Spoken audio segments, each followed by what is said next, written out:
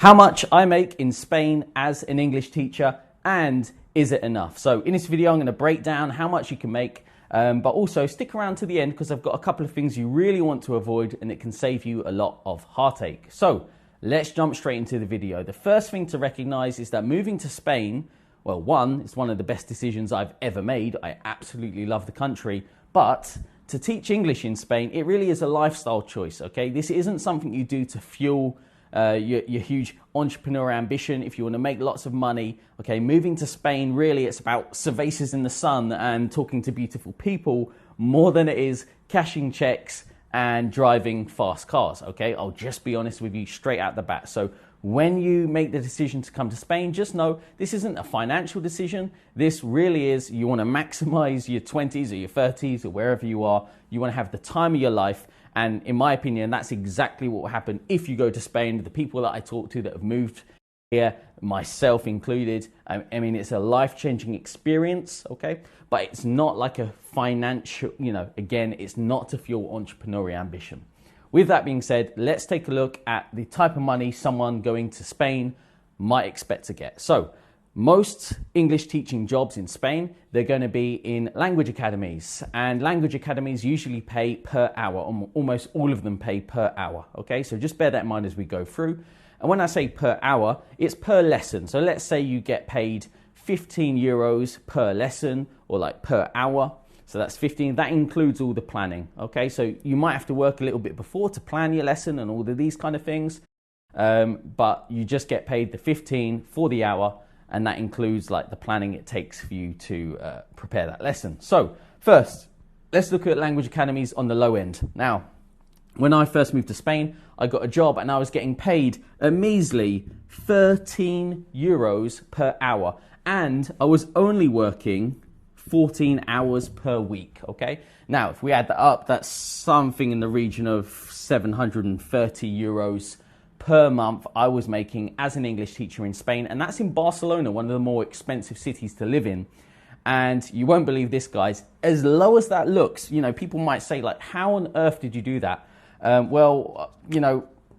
did. It was fine, okay? I had a room in a flat. Of course, I'm not living, luxuriously here, but I'm just saying, like, I lived a great lifestyle. I really enjoyed my lifestyle, and I was earning this, like, only this here, which I know might sound crazy, but it's true. Things tend to cost less, but I will say that is really on the low side, and I would say that's a minimum. I was just about scraping by on this. Yeah, so, and we'll get to kind of like living costs and rent and things a bit after that, but there's an example. 13 euro per hour, 14 hours per week. Now you're thinking, well, you're only working 14 hours per week. Yes, I was. Actually, during this time, I was working on other creative projects. I had loads of extra time. I was in the gym all the time. I gave so much else to just being outside, enjoying, being creative. So yeah, I only worked that amount of time because I realized, well, I could live on this amount of money. So why don't I work less and just spend more time enjoying my life? So that's exactly what I did. It was a fantastic decision. I loved it. But that being said, 13 euros per hour for any language academy is extremely low, and they justified paying me 13 euros per hour because they said that we do all the planning for you.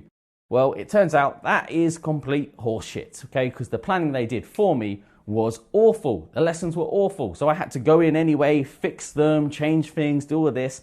And in fact, it actually ended up, so I got paid less, but I still had to do all the planning anyway because their lessons were shite. And then I had to teach the lesson. So be very careful when you go to a language academy and they justify paying you a really low amount because they say, oh, we do all the planning for you. So just bear that in mind. I made a video on that last week, a bit more detail on that topic. And 14 hours, that's how much I made.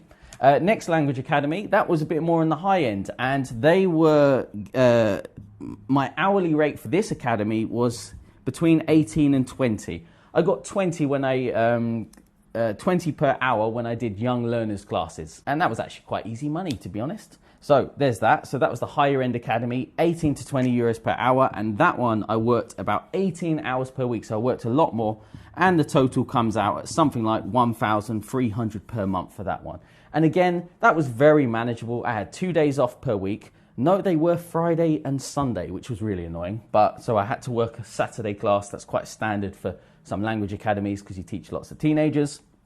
That being said, I made about 1,300 euros. Bear in mind, a bit of that gets taken off for tax.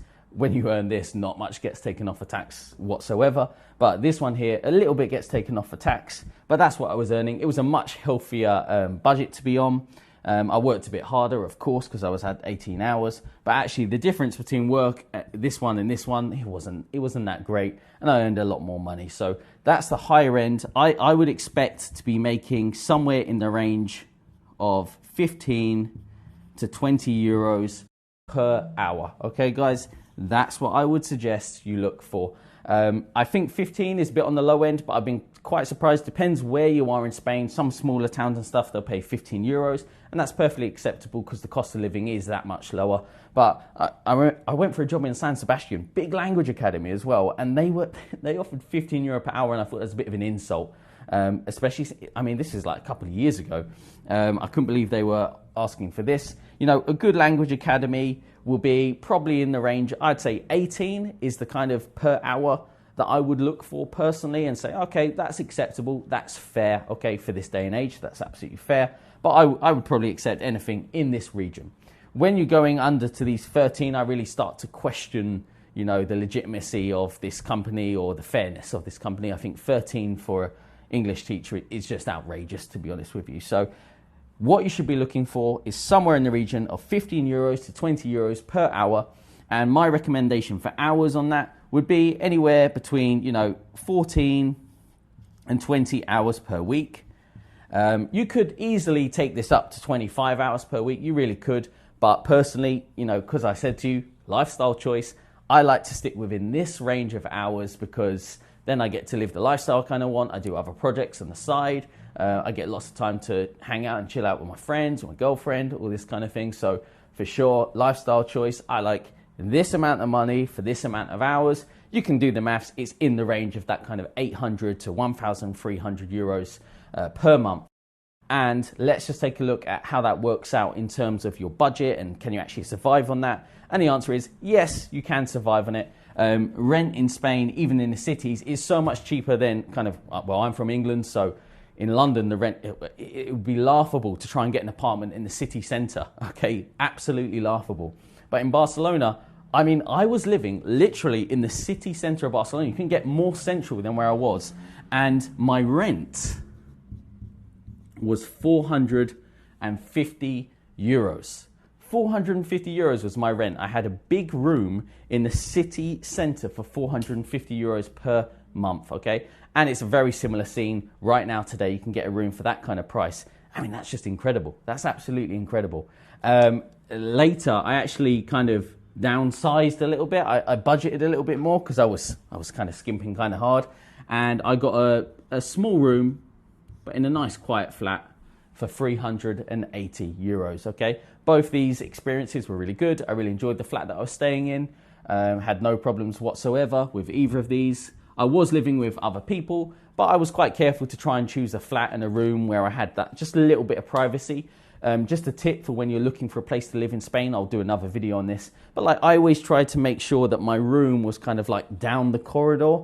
There are some rooms that are connected to like a living space, which can be a nightmare if you just want a bit of quiet time. So whenever I look for my rooms, I always try to look for a room that was kind of like a bit further away from the common room or close to the entrance, just so there was that noise reduction if there was anything like that going on. So with that being said, low rent. That's quite a low rent. Now you can get your own place as well. Getting your own place is so easy, especially in the smaller towns as well. So smaller town, get your own place or share with one other person. That would be the ideal situation. And you know, it's only a touch more. I mean, it could be probably something like 700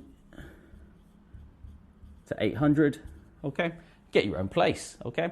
Best place I ever lived in Barcelona, we was paying 700 euros per month. It was a shared house, but it was massive. We had a huge terrace where I was doing all my workouts and stuff like this. We had a huge double room, a huge kitchen, huge living space. I could do lessons within the house because there was all these office spaces, and that was for 700 a month. It was fantastic, okay? And I shared that with my girlfriend, so that was brilliant. So rent, absolutely affordable. Expenses. You'll find that the general stuff at the supermarket's a bit cheaper, okay? And it depends how much, how luxuriously do you want to live. I found that restaurants and things like this in Spain, even just going out for a bit of breakfast, is so much cheaper than here in the UK. So much cheaper. Just a reflection of that, for example, a standard cappuccino in, like a Vivari or a 365, they call them in Spain. So you go and get a cappuccino and a coffee in a place, and it's like €2, maybe it's 1.80 for like a cappuccino. Sit down for an hour, watch the world go by. Hey, add in a croissant for 50 cents. Perfect, okay? And look, that's such a cheap thing. The same thing in the UK cost me like £5 to go and sit and have a coffee with a croissant. I mean, it'd be more than £5. It'd be like £7. So you can do that for like €250. And that's in the city. I'm talking city prices here. Like go outside and all of a sudden it even gets cheaper than that. And then not to mention that when you're picking up beers, they've got like little canyons, bit smaller beers. It's cheap. It's much cheaper, okay? You're not paying £5 for a pint. You're not paying £5 for a pint. It's insane. It's like €2. And you find the right bars. Oh my gosh, some of these little bars, such cheap beer, okay? It's amazing, okay? You get a bottle of wine, you get a cheap beer. Okay, it's perfect, right? So actually the expenses are so much lower. Not to mention how nice the weather is. It's warmer. It's warmer in the evenings. So me and my friends, we just get some beers. We go down to the park. We go to this place, to that place, to the other. We sit on the street and have some beers, like, whatever. It's just the vibe, okay? It's awesome, okay? It's absolutely awesome. So can you survive on as little as this in Spain? Absolutely you can, okay? Absolutely you can. Again, that depends what kind of lifestyle you want to live. I was happy with this kind of lifestyle. I was extremely happy, okay? So it's fine. But then you can go over to this range here, and then you've got a few more of those luxuries there, which is nice as well, okay? So you can totally live on this. We've got the rent, we've got the expenses. Gym membership, that was included. I went to the gym all the time. It was great. I love my working hours. Best thing about working in Spain is because of the working hours of an English teacher. You finish at 9. You probably don't start again until like 1 o'clock or 2 o'clock the next afternoon. So I would get a 24-hour gym membership, and I'd go up there at midnight, train, come. It's the best, okay? Absolutely the best. So that's that. Now, I said to you, I've dropped the lid. Now, I said to you at the beginning, I'm going to tell you 2 traps to avoid, and here are the 2 traps. You're probably thinking, you look at this wage, okay? You look at this 1,300, or, let's just say you're earning 1,000 per month. And you say to me, okay, that's fine. Can I get 2 jobs? Should I go and work at 2 different language academies? Maybe I do 10 hours in one and 6 hours at another. I would recommend avoiding that, okay? The rules around taxation when you work at 2 different companies in Spain, they're a bit more difficult than here in the UK. They're more difficult than other European countries. I made the same mistake before, and you might end up, they do their tax in reverse, okay? So they won't do it for you. The government is just gonna send you a letter saying you owe this much money, and it can be really frightening, okay? Happened to a friend of mine, because it can be a lot of money, okay? A lot of money, and if you don't have it, well, you got to have it, basically, okay? So I personally, there's a lot of red tape in Spain around working for 2 different companies. I would try and find all of your hours in one single language academy.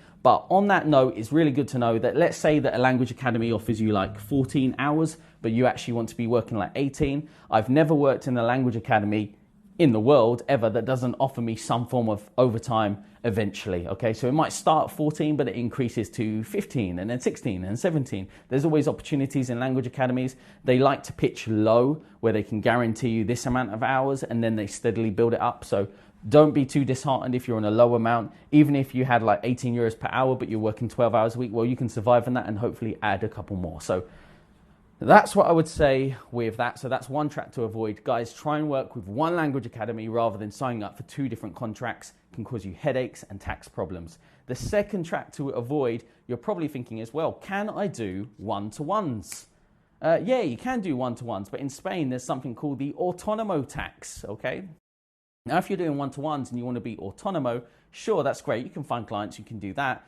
But again, the tax system in Spain for people who want to like freelance, to me, being from the UK, it is like disastrous. It's horrible. I hate the system, okay? I hate the system. I hate the system so much that I decided in the end with Spain, you know what? I'm not doing one-to-ones. It's too much of a headache. I'm going to sign up, do my language academy work, and that's that. Now, of course, lots of teachers in Spain, lots of English teachers in Spain will do like some kind of cash in hand, but obviously that's illegal. I don't recommend that. I wouldn't do that. I don't feel comfortable doing it. So it's just really important to know that if you think, oh, it's okay, I'll just do one-to-ones, I just want to warn you that the tax system for that is not so simple, okay? It's not so simple. Now, maybe you're much more savvy to it than me, but me and my friends, we were both analyzing it, and we're just like, you know what, it's not even worth it. It's not even worth it. So once again, it comes back to this fact that Spain is a lifestyle choice, okay? It's about walking down the beautiful beach and getting the 300 whatever days of sunshine. It's not about making loads and loads of money, okay? But with all being said, I'll say moving to Spain was one of the best decisions of my life, okay? On this channel, I'm going to post loads of stuff related to moving to Spain, but also just teaching English in general, so you can avoid some of the mistakes I've made. I'm going to give lots of valuable tips. I'm going to make it as useful as humanly possible. In the next 90 days, I'm hoping to get to 80 subscribers. Is it possible? If you want that kind of information about TEFL, please drop subscribe, drop a comment in the below. I'll reply to all of them. Follow me on socials. There we go. All right, guys, thanks so much, and I'll see you on the next video.